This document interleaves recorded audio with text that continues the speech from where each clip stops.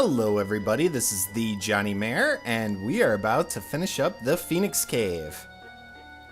It's Locke!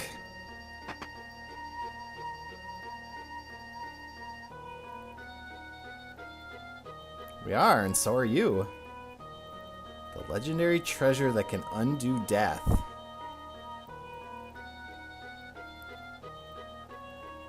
Ah, the Phoenix, of course. What else would be within the Phoenix Cave but the Phoenix magicite? But apparently over the years it has become quite cracked, and so it may not work so well. I guess we'll find out. Because Locke needs some resolution to this pain he's been holding on to for all these years. So hopefully this can help him get that.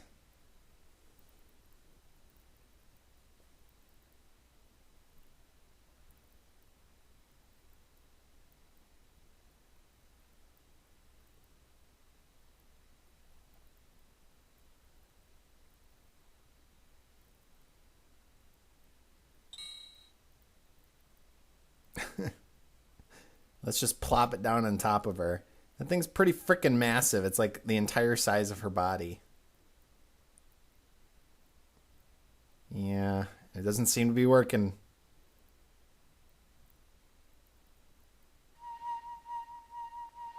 Wait a minute. What's this?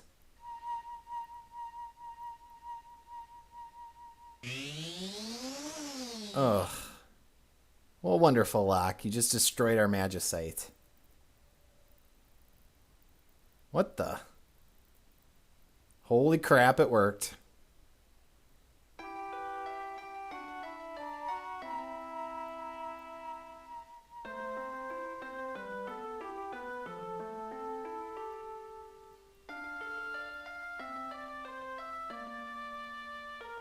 I wonder what that is.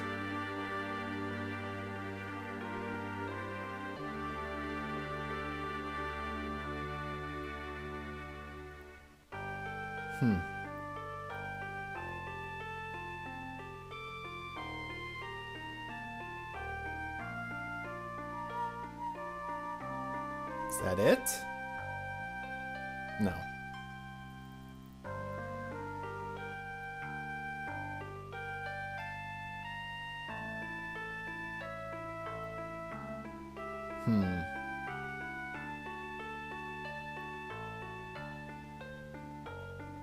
So give his love to who?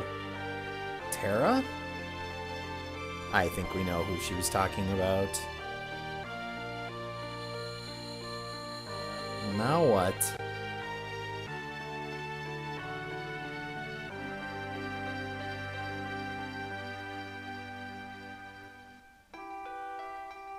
Okay. Pretty cool effect with the Phoenix like that. We're about to get to see more of it. See, it's got a really long, awesome tail, too. Phoenix feathers, or tail pins, for those of you that have played other games. And because Rachel sacrificed her corpse, I guess, we get the Phoenix magicite back. And I'm guessing Celeste is the one dwelling in Locke's heart.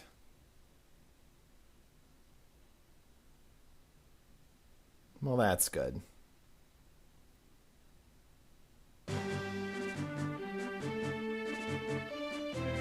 Finally, the two of you can be together.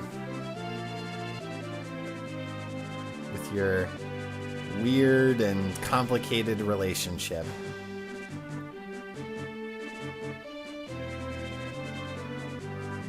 Now what? Remember all those chests that were empty in the Phoenix Cave? Well, we end up getting the items in the end. Because he gives them all to us. Not much. Flame Shield's nice, and the Valiant Knife, which is kind of an ultimate weapon for Locke. It increases in power as he goes down in HP, so... Basically, I didn't really get him for those treasures. I got him for the Phoenix magicite, and also because we're going to get some other stuff in a little bit, but I'm going to swap my party out. Okay, so I swapped in Locke and Mog to my party. And on Mog, I equipped the Moogle Charm, or Molulu's Charm, to stop random encounters. And now what we're going to do is head back to Narshe, and we're going to pick up a couple really awesome items. Well, one awesome item and one not so great item right now, but it will become an awesome item in the very near future.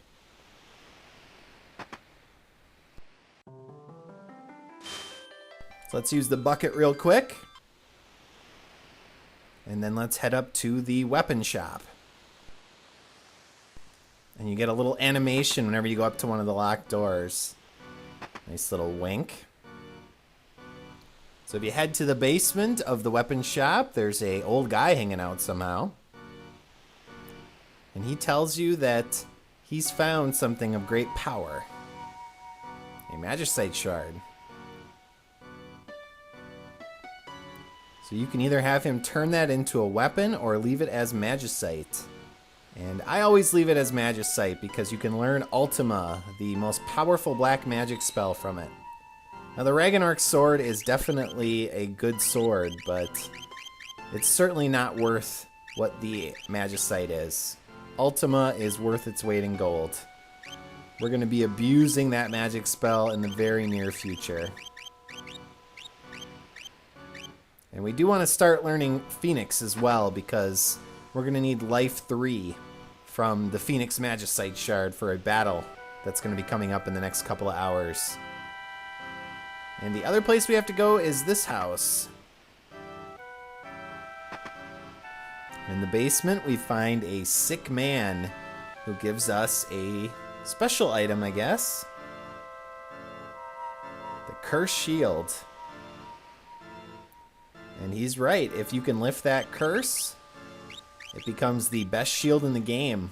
But for now, it sucks really bad. And not only does it cut all your stats, but it also inflicts a bunch of status ailments on you. And the way you uncurse it is you have to equip it and fight in 255 battles. And once you do that, it will become uncursed, and then it will become the Paladin Shield, or Paladin Shield. Now, the other thing we have to do here in Narshe is we're going to head north through the mines.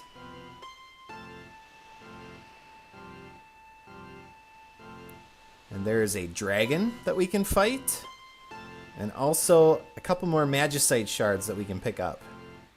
And because I have the Moogle Charm equipped, obviously we're not getting into any fights. Which is good, because that saves us a lot of time and I don't have to edit them out. But we do want to get into at least one fight on the snow plane, because that will allow us to learn Mog's snow dance. But I don't want to fight the snow dragon yet, so let's see if we can dodge him. Usually he's on the left over there. And oh, get by! Alright, well, we'll take you on then, buddy. So, any guesses what we're gonna do?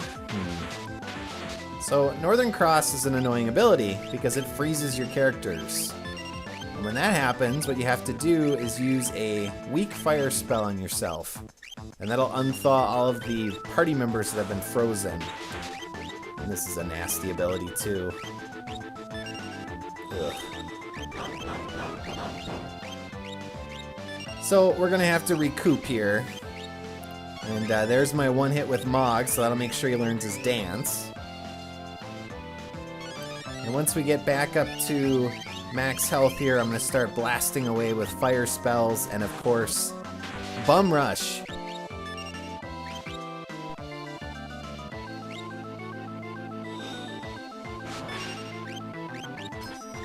Most of the dragons have 20 to 30,000 hit points, so it doesn't take super long to take them out. Maybe a little bit more than that, maybe 30 to 40,000. Especially if you're using Sabin and he's not dead, like he just died. And you're gonna find that, see, once you can get runic working, that can actually help you quite a bit in this battle.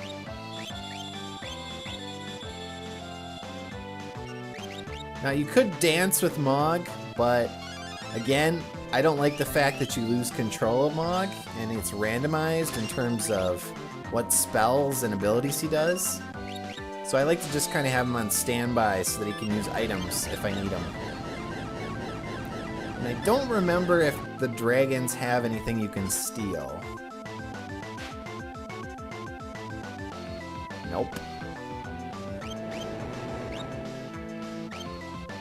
Now, of course, I have the flame shield on Locke, which is why it's blocking ice spells, and then Celeste has the Minerva on, so that's also blocking the ice spells.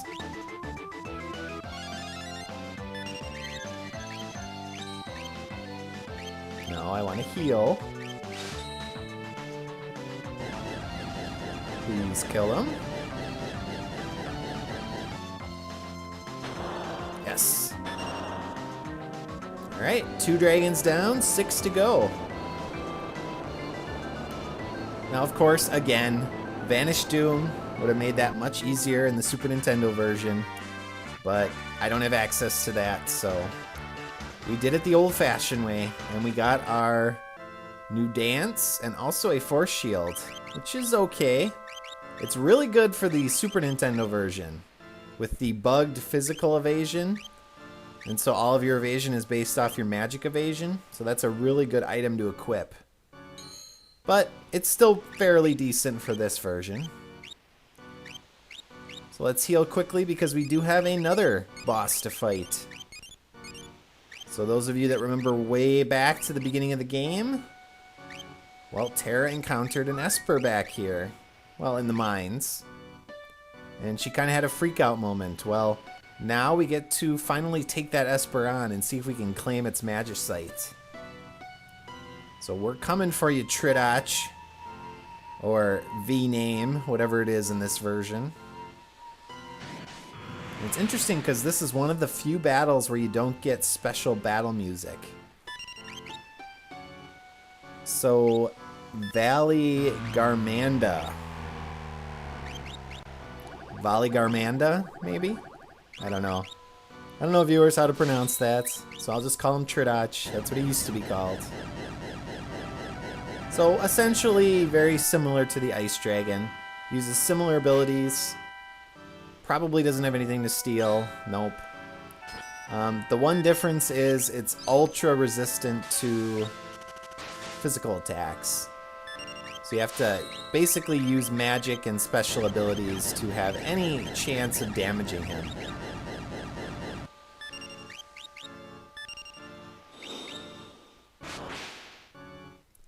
And he does do a freezing ability, so you have to watch out for that. Like so. And apparently Runic doesn't block it, which is unfortunate.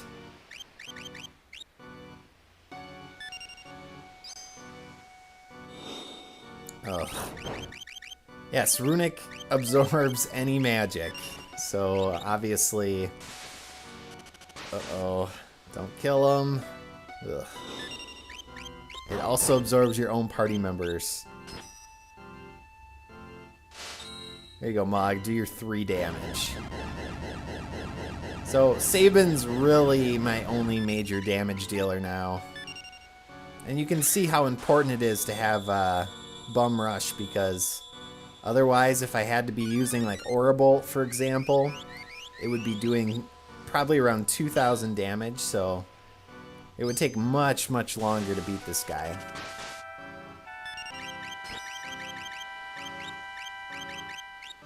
Now, it's possible you can remove the frozen status with either Insomnia or a remedy, but I've never tried that. I just use the fire.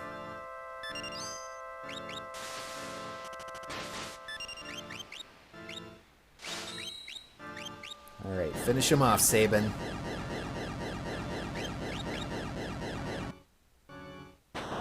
Yes. So long, Tridach. Now, Tridach is an awesome Esper to get.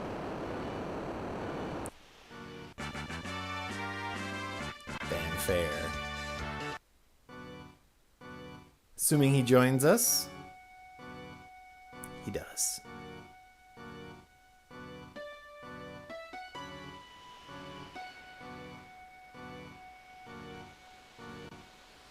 Yes, we do want to put an end to it. We don't desire power at all.